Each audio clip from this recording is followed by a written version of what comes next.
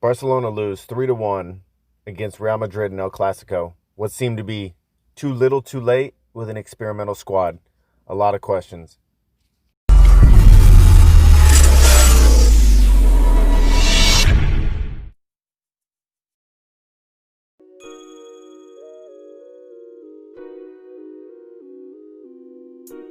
Okay.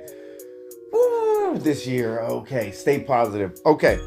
Let's focus on some of the positive, unique things in the beginning of this game. Barcelona started out with three teenagers, Ansu Fati, Pedri, and Dest, Serginho Dest. Now, out of those three teenagers, very unique for a Clasico. But Ansu Fati is the senior of all the youngsters and senior of some of the other players on the. I mean, he's got a significant amount of time on the field, so that's kind of exciting. I'm not sure if Pedro was playing. I guess he was technically playing like a right half, depending on the formation. It looked like they started with a 4-2-3-1 with Ansu Fati up top. That would put essentially, but I could be wrong. It could have been, it could be Ansu Fati with and Messi, where Messi could drop back. Then you've got Coutinho, De Jong, Sergio Busquets, and Pedri. And in the back, anchored, we got Jordi Alba back on the left full back. You've got the center backs of Langley, Piqué, and then Serginho Dest. By the way, bright spot of the game, Serginho Dest played amazing. Anyone who follows Barcelona, you know we need a number two. We haven't had a number two since Dani Alves left, and he's got that strong jump in front of the ball, shield the ball well. He's really quick on his attack. He takes the ball away. He doesn't waste a lot of opportunities close to that line. He recovers the ball, plays it up. I thought he had an amazing game. Definitely the bright spot of the entire game. He had a great game. So we're moving into the game. You're looking at how it's going to be, and bam, Real Madrid strikes immediately. So within the first 5 minutes, Benzema played an amazing ball through the middle to Valverde. Valverde's on the right side of the box attacking Neto, hits it. It had a nice curve, far post, bam. Now, it's still a good goal. I thought it was a pretty amazing goal, but I'm thinking, dang, 5 minutes in, dang. All right, but Barcelona was still pretty active at that time. They were still getting in the mix. They were getting a lot of opportunities. Struck back immediately. 5 minutes later, Messi plays an amazing ball, as he does. He's on like the left side in the center of the field, dips the ball over to Jordi Alba. He gets it inside the box, takes touch to the line, centers it, Ansu Fati right where he needs to be. And Ansu Fati, really, is playing great. He's never afraid to hit the ball. He's always at the right place at the right time. He just doesn't have any fear, and it's great to see him playing. I think he's developing. I think he's a future of Barcelona. I think he should be here for a long time. Obviously, he's got some things to learn, but doing an amazing job. He stepped in this role better than a lot of vets have in the last, even some of our larger signings, he stepped in and made a bigger impact. So I just want to congratulate him and just really understand how great he's doing. Even though the game, we lose 3-1 to Real Madrid in El Clasico, which is painful, understand that he's making great strides. Serginho Dest as well. So those are bright spots. So the game's going on. You see that Barcelona's playing a young squad, and you're thinking, okay, Koeman must know something we don't know. He's got this squad in. You know, it's fine that he's got Pjanic and Griezmann on the bench. He's got, it's okay. Got Ricky Puig on the bench. We've got all this going on, right? So all these players on the bench that can make it, it's fine. Braithwaite's on the bench, but he must know something we don't know. I'm thinking we need to attack Real Madrid with some space or the outside. But we did good in the first half. It was clear that by the end of the first half, Real Madrid had kind of unlocked our offense, and they kind of knew what we were doing. Obviously, when you're playing some youngsters, especially Pedri, and he's not taking as many of the chances. You've got Sergio Dest, who was given a responsibility at right fullback that he was not supposed to do as many overlapping runs.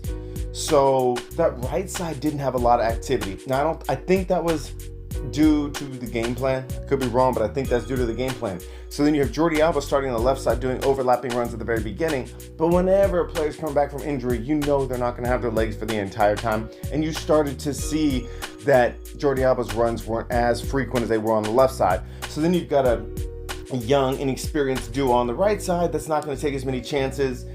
So then that forces Barcelona to play through the middle. As we're playing through the middle, you could tell Real Madrid figured it out, right? Messi's only opportunities were to get the ball and then to create it for himself and dish it off. But nobody was leading him. Nobody was getting him where he needed to go because they were blocking off passing lanes.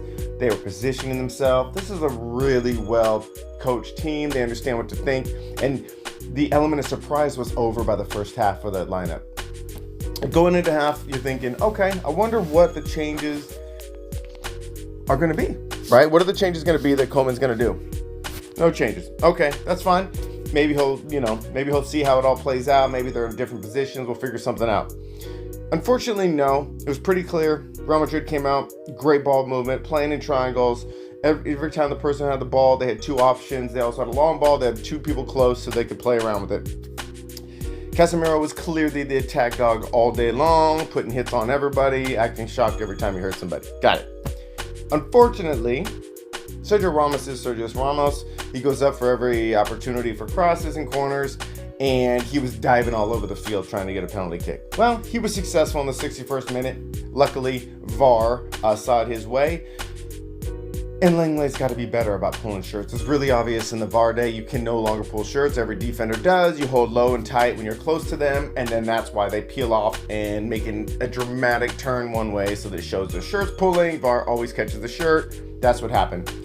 Ramos sold it. He also got the penalty kick, stepped into the spot. He's amazing at the spot. Barcelona's down 2-1. That's a problem. Okay, so what are the changes going to be? Because we're not getting as many opportunities. They're stuffing us in the middle. What is Koeman going to do? We've got so many players. What are the options? He didn't do anything. At the 70th minute, I was starting to panic because I saw that we were completely predictable and Real Madrid had everything. Now, I'm not saying we didn't get one-on-ones or opportunities for crosses, but it wasn't a systemic attack that could break them down consistently. Koeman didn't make any moves at the 70th minute. We got a possible handball that wasn't called in the 70th minute. That's a positive, but right? I mean, you can't really hate on not calling it because it wasn't on purpose, and I'm not a really big fan of giving penalty kicks for accidental handballs. 73rd minute's coming around. Oh, I was thinking, oh my God, we need to make some changes. He really didn't make a change till about the 80th minute. And at that point, it wasn't a change to change the flow of the game. He dumped in a whole bunch of attacking players so that we could basically just try to swarm and get a lucky goal. It wasn't actually strategy. Took out Jordi Alba, right? Because he was gassed. He had been gassed since the 60th minute. So then you put him in. We're putting in Griezmann. We got in Dembele, who had some good movement. But Dembele takes more than 10 minutes to get going. His first 5 minutes are usually bad touches. This time, I didn't say he didn't do that. Coutinho was a little off. Then we get Braithwaite in. We had all these people thrown in, but it was just for a last 10-minute attack. Not to show what they could do, not to move the ball around, not to come with a game plan. And I was very disappointed. He's going to have I guarantee you he's going to have a lot to answer for that because it didn't make any sense. We're playing Real Madrid. You're not playing a low-tier team in the first round of Champions League. That's not what this is. So we were predictable. We didn't make any changes. We weren't getting the ball through the middle. We were unlocked. And it was really upsetting, right? Overall, the game keeps moving on. Modric comes in. There's a one-on-one ball in the 90th minute between Vinicius Jr. and Neto. Neto goes in for a 50-50. He's unable to hold on to the ball. The ball squeaks out. Luka Modric has time because at that point no one's really crashing the space. He gets it from the outside of his right foot, curls it in. 3-1. Game over, essentially. Game over.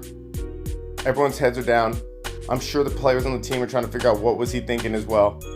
You know, Barcelona has been infected with coaches that always stick with the starters and don't make any changes. They underthink it. And now we've got Koeman, who's sitting here playing an experimental squad and then doesn't move on it, doesn't make changes. It's just always this way. Okay, guys.